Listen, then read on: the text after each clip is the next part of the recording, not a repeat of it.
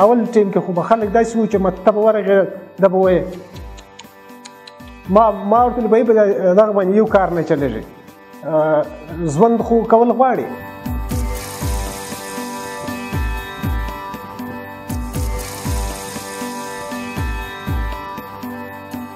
بل شی وینه ما ولې تر اوسه په کلي کې ورو کشران به راټول کړي ماپښین به دغه پښتو ورته وایي نو د هغه سره څوکه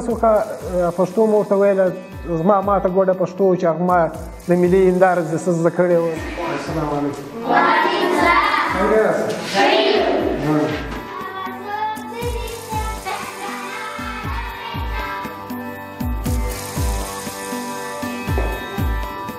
تقریبا اوس به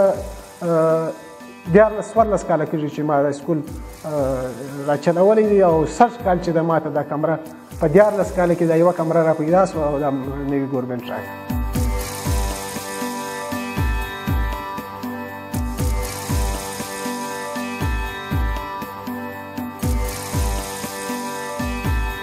علم رڼا ده علم رڼا ده علم